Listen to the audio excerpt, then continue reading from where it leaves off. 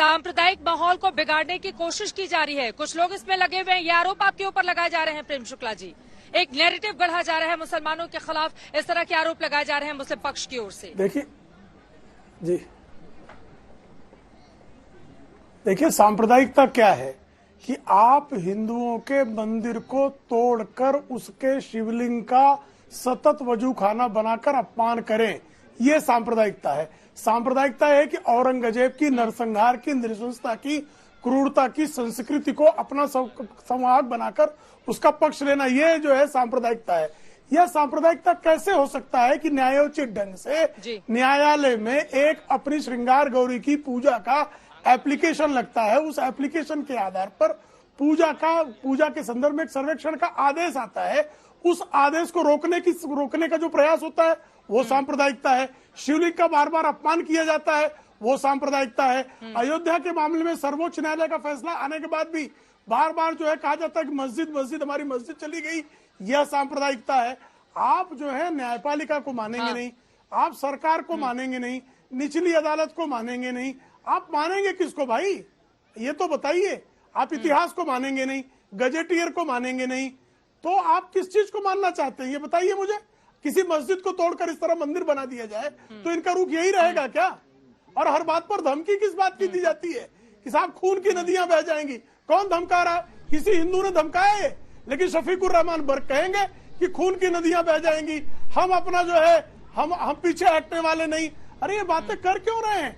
जब न्यायपालिका में एक विषय आया है, न्यायालय उस पर संज्ञान लेकर ये खून की नदियां बह जाएंगी, सर्वेक्षण हो गया, माहौल एकदम अलग हो जाएगा, कयामत तक रहेगी मस्जिद। इंतजार कर लीजिए कोर्ट के फैसले का, जो भी सच होगा वो सामने आ जाएगा। तो हम तो कोर्ट के फैसले का इंतजार ही कर रहे हैं। जाएगा उसको देश स्वीकार करेगा। कई बिल्कुल हम तो कह रहे हैं क्या, लेकिन जब खून की नदियां बहाने वाली धमकी दी जाएगी, देखिए चित्रा जी, क्या मतलब निकाला जाएगा? देखिए सांप्रदायिकता कौन फैला रहा है? अभी आपने देखा कि भाजपा के प्रवक्ता किस तरह की भाषा का प्रयोग कर रहे थे सबके सामने कि नहीं वो ऐसा ही है, वो वैसा ही है। तो मेरा भी फ्रीडम ऑफ एक्सप्रेशन है, संविधान ने मुझे अधिकार दिया है और मैं उस अधिकार से कहता हूं कि ज्ञानवापी मस्जिद ही है और इंशाल्लाह क़यामत तक रहेगी। तो मैं भी क्या गलत कहता हूं? अब आपने कहा ना खून की नदियां बह जाएगी, किसने कहा खून की नदियां बह जाएगी? चलिए बताइए मुझको, मैंने कहा क्या? मेरी पार्टी के लोगों ने कहा कि चलिए बताइए किसने कहा?